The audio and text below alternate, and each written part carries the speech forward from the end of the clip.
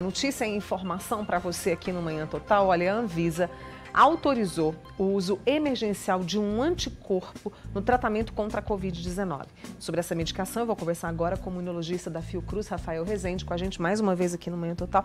Rafael sempre ligado, né, e nos mantendo informado aí a respeito da Covid-19. Que anticorpo é esse? E esse medicamento só pode ser usado em quais casos e é só em hospitais, Rafael? Isso, exatamente. Na verdade, esse é um medicamento chamado Sotrovimab. O que significa isso? É um anticorpo. Esse anticorpo, ele tem a função de bloquear a entrada do vírus dentro das nossas células. Porque o vírus, ele precisa entrar na célula para que ele possa se replicar. Então, esse anticorpo, ele se liga ao vírus, impedindo a entrada em nossas células e, com isso, o vírus se desintegra. Então, esse era um anticorpo muito aguardado na comunidade científica. Por quê? Porque ele tem a propriedade de impedir a entrada do vírus na célula e ainda, nos estudos clínicos, ele demonstrou alta segurança e eficácia, ou seja, pouquíssimos efeitos colaterais. Nós já temos alguns anticorpos monoclonais que estão sendo utilizados já, inclusive já foram liberados também previamente pela Anvisa, né, inclusive outras agências no mundo todo. Porém, esse era extremamente aguardado porque nós acreditávamos que em breve viria um anticorpo com poucos efeitos colaterais, com uma alta eficácia e que de fato consegue inibir a entrada do vírus na célula. Agora é interessante porque esse anticorpo nos estudos clínicos, ele demonstrou aproximadamente 85% de eficácia. É alto, então, né? para a gente é muito bom saber que tem um medicamento com uma alta eficácia, um medicamento com a capacidade, de fato, de impedir a progressão da doença para as formas graves.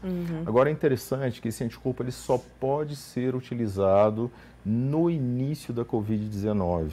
Por quê? Porque, ao final, na fase mais grave da doença, na fase mais avançada da doença, existem outros componentes do nosso organismo que já foram ativados e a doença ela passa a ser uma doença mais inflamatória.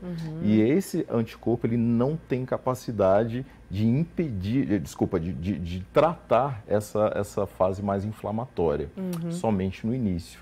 Então, é interessante que as pessoas utilizem esse quando irem aos hospitais, quando de fato o anticorpo estiver disponível, né? Aqui para nós, aqui no Brasil, que o tratamento ele se inicie no início da doença, por volta dos 5 a 10 primeiros dias dos sintomas da doença, é o que preconiza o próprio fabricante do medicamento. Rafael, tem uma previsão para a chegada desse medicamento? E só para reforçar para as pessoas, esse medicamento, gente, ele não é vendido em farmácia, ele é utilizado em hospitais, correto, Rafael? Exatamente. A empresa ainda não divulgou nem o valor e nem mesmo o momento de chegada aqui em nosso país.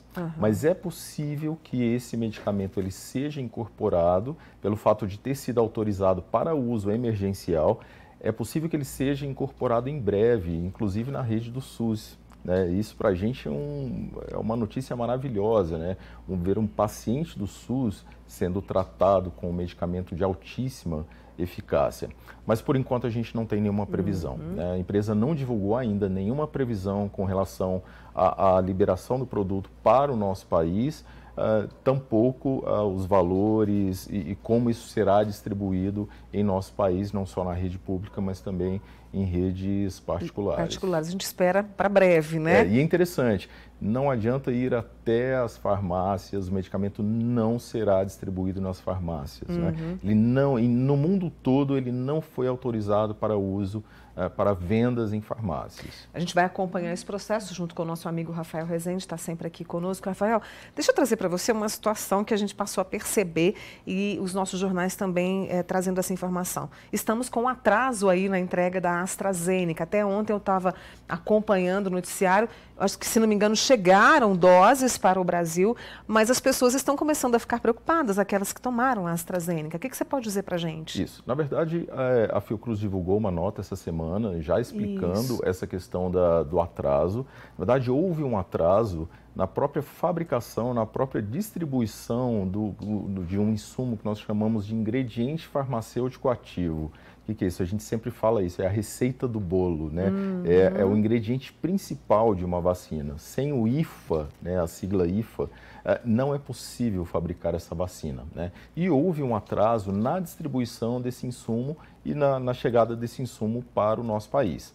Esse insumo já chegou no nosso país e a Fiocruz já está disponibilizando, já está invasando essas novas doses da vacina e em breve distribuirá para todo o país novamente, no qual os estoques serão renovados nas próximas semanas. Mas nas próximas semanas. Isso. Mas uma coisa interessante é o seguinte, apesar desse atraso, algumas prefeituras ainda têm um estoque da AstraZeneca, né? Eu não sei como é que está a questão aqui do Triângulo Mineiro, da nossa região do Triângulo Mineiro, mas é possível que nas próximas semanas esse estoque seja normalizado.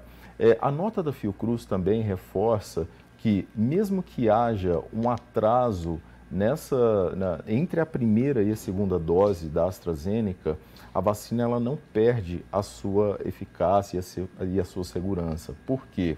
Porque os novos estudos, os estudos mais recentes, depois que a vacina já foi implementada, eles já mostram que a vacina ela tem uma efetividade que dura por até 10 meses, né? Então, ou seja, a pessoa não precisa se preocupar com esses atrasos, né? Nós temos aí um longo período no qual a vacina, ainda a primeira dose da vacina, ainda mantém a sua eficácia. Tem algumas cidades, me corrija se eu estiver errada, mas que nessa espera por novas remessas da AstraZeneca, aquelas pessoas que precisam se vacinar, né, que já completaram ali o intervalo, elas estão recebendo uma outra vacina, se não me engano, a Pfizer. Isso é possível? Sim, sim. Hoje nós temos existe um termo técnico para isso chamado intercambiabilidade. O que significa isso?